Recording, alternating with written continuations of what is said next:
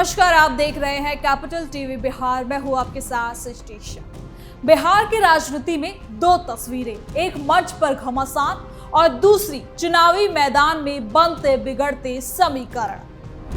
बिहार की सियासत में मचा बवाल, आरजेडी के मंच पर क्यों हुआ हंगामा, वायरल वीडियो ने बढ़ाई सियासी हलचल, स्थापना दिवस पर मंच बना अखाड़ा। बिहार की राजनीति में इस समय हर दिन कोई ना कोई ऐसा मामला सामने आ रहा है जो चुनावी माहौल को और ज्यादा गर्म कर देता है। कहीं मंच पर नेताओं के बीच टकराव की तस्वीरें वायरल हो रही हैं, तो कहीं एक विधानसभा सीट पूरे राज्य की राजनीति का केंद्र बन गई है। सवाल सिर्फ इतना नहीं है कि कौन किसके साथ है, बल्कि ये भी है कि चुनाव से पहले किस दल के भीतर कितनी एकजुटता है और कौन अपने राजनीतिक दांव सबसे मजबूती से खेल रहा है।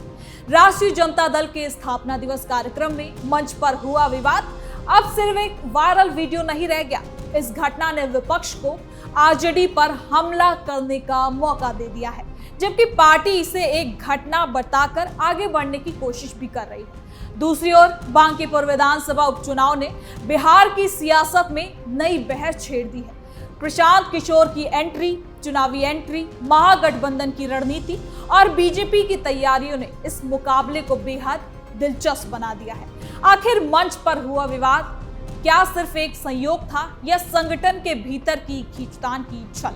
क्या बांकीपुर का चुनाव बिहार की राजनीति की नई दिशा को तय करेगा और आने वाले विधानसभा चुनावों से पहले कौन मजबूत दिखाई दे रहा है?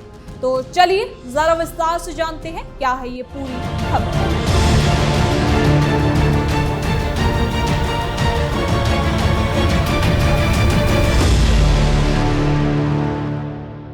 एक तरफ राष्ट्रीय जनता दल यानी कि आरजेडी के स्थापना दिवस कार्यक्रम का वायरल वीडियो हो रखा है, जहां मंच पर नेताओं के बीच धक्का मुक्की, बहस और विवाद की तस्वीरें सामने आई। दूसरी तरफ बांकीपुर विधानसभा उपचुनाव ने बिहार की राजनीति का तापमान बढ़ा दिया है। सबसे बड़ा सवाल ये था कि क्या जनसुराज के संस्थापक प्रशांत किशोर महागठबंधन के साझा उम्मीदवार बनेंगे, लेकिन अब आरजेडी और कांग्रेस ने अपना रुख बिल्कुल साफ कर दिया है। इन दोनों घटनाओं ने ये संकेत दिया कि बिहार में चुनावी माहौल अब पूरी तरह से गर्मा चुका है। तो सबसे पहले बात करते हैं बिहार शरीफ में आयोजित आरजेडी के स्थापना दिवस कार्यक्रम की। ये कार्यक्रम पार्टी के संगठनात्मक विस्तार और कार्यकर्ताओं में उत्साह भरने के लिए आयोजित किया गया था, लेकिन मंच पर जो हुआ उसने पूरे कार्यक्रम की दिशा ही बदल दी। सोशल मीडिया पर वायरल वीडियो में मंच पर मौजूद नेताओं और कार्यकर्ताओं के बीच धक्का मुक्की, बहस साफ साफ मंच पर ही दिखाई दे रही है। बताया गया कि मंच पर जगह को लेकर विवाद शुरू हुआ, जो कुछ देर के लिए तनावपूर्ण माहौल में बदल गया। कार्यक्रम में मौजूद लोगों ने बीच बचाव कर मामला शांत भी कराया, लेकिन तब तक घटना कैमरों में कैद हो चुका था। इस तरह से नहीं चलेगी पार्टी, अनुशासनहीनता नहीं बर्दाश्त हो जाएगी। देखिए, सबको पता है, बैठिए, अनुशासनहीनता नहीं चलेगा, एकदम नहीं। आपको बुलाया जाएगा, बुलाइए नहीं। अब बार चुनाव में कम करता है।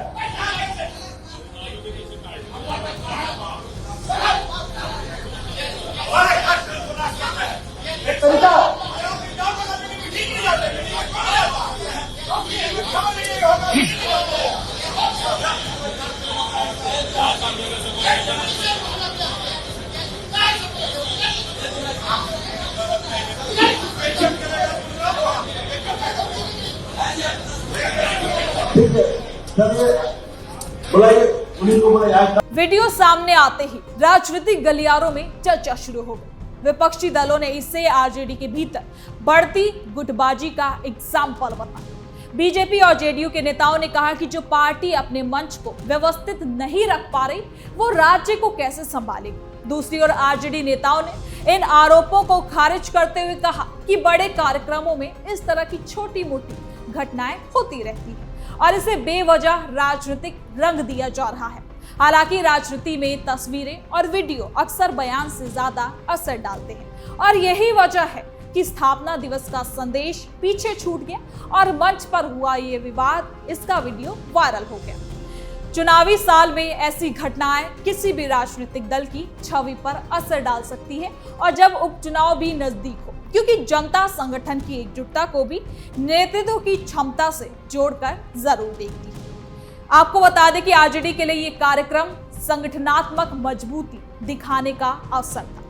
पार्टी अपने कार्यकर्ताओं को आगामी विधानसभा चुनाव के लिए, उपचुनाव के लिए तैयार करने की कोशिश में है, लेकिन तेजस्वी यादव लगातार रोजगार, शिक्षा, महंगाई जैसे मुद्दों पर भी सरकार को घेर रहे हैं। ऐसे समय में स्थापना दिवस के मंच से पार्टी एक मजबूत राजनीतिक संदेश देना चाहती थी, लेकिन वायरल वीडियो ने पूरे कार्यक्रम की चर्चा को भी बदल दिया। तो अब बात करते हैं बिहार की सबसे चर्चित सीटों में से एक शामिल बांकीपुर विधानसभा उपचुनाव।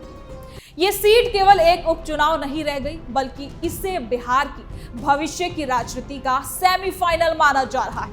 यहाँ से कौन चुनाव लड़ता है, कौन जीतेगा, और इस पूरे राज्य की नजर इस पर टिकी हुई है। पिछले कुछ दिनों से लगातार ये अटकलें लगाई जा रही थी कि क्या जनसुराज के संस्थापक प्रशांत किशोर विपक्ष के साझा उम्मीदवार बन सकते हैं। राजनीतिक जानकारों का मानना था कि अगर महागठबंधन और जनसुराज एक साथ आते हैं तो मुकाबला बेहद रोचक हो सकता है, लेकिन ये चर्चा ज्यादा समय तक नहीं चली। आरजेडी ने साफ कर दिया कि वो जनसुराज के साथ किसी साझा उम्मीदवार के पक्ष में नहीं है। कांग्रेस ने भी लगभग यही रुख अपनाया। दोनों दलों का कहना है कि महागठबंधन अपने राजनीतिक फैसले खुद करेगी और किसी बाहरी दल के साथ आने का कोई समझौता ही नहीं हो पाएगा। इसके बाद तस्वीर और ज्यादा साफ हो गई जब प्रशांत किशोर ने खुद बांकीपुर सीट से चुनाव लड़ने का फैसला किया। ये उनके राजनीतिक जीवन का सबसे बड़ा चुनावी इम्तिहान माना जा रहा है। अब तक वो चुनावी रणनीतिकार के रूप में जाने जाते थे।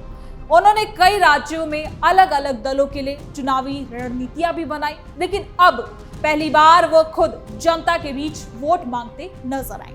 बांकीपुर सीट का राजनीतिक महत्व भी कम नहीं है। पटना शहर के बीच स्थित ये विधानसभा क्षेत्र लंबे समय से बीजेपी का मजबूत गढ़ माना जाता है।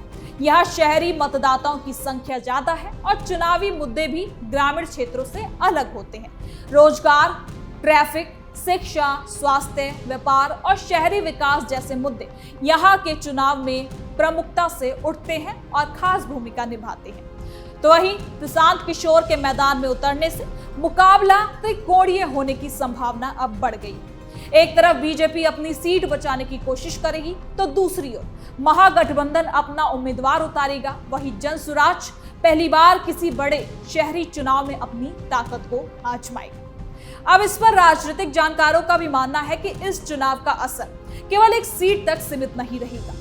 अगर प्रशांत किशोर अच्छा प्रदर्शन करते हैं तो ये जनसुराज के लिए बड़ी राजनीतिक उपलब्धि हो सकती है। वहीं अगर बीजेपी सीट बचा लेती है तो वो इसे अपने शहरी जनाधार की मजबूती के रूप में भी पेश करेगी। दूसरी तरफ अगर महागठबंधन अच्छा प्रदर्शन करता है तो ये विपक्ष के लिए एक पॉजिटिव रिस्पॉन्स की तरह होगा। अब इस पूरे घटनाक्रम में सबसे दिलचस्प बात यह है कि विपक्षी एकता को लेकर चर्चाएं चल रही हैं। वो कुछ ही दिनों में समाप्त हो गई। आरजेडी और कांग्रेस ने साफ कर दिया कि उनकी राजनीतिक रणनीति अलग है। इससे यह भी संकेत मिला कि बिहार में विपक्षी राजनीति अभी भी कई हिस्सों में बटी हुई दिखाई दे रही है। तो वहीं प्रशांत किशोर लगातार ये भी दावा करते रहे हैं कि बिहार की रणनीति और राजनीति को नया विकल्प चाहिए। वो जनसुराज अभियान के जरिए गांव-गांव जाकर लोगों से संवाद कर रहे थे। अब पहली बार उनके दावों की परीक्षा चुनावी मैदान में होगी। चुनावी रणनीति बनाना और खुद चुनाव जीतना, दोनों में बहुत बड़ा अंतर होता है। इसलिए पूरे देश की नजर इस बार जनता उनके नेतृत्व और उनको स्वीकार करती है कि नहीं, इस पर टिकी रहेगी।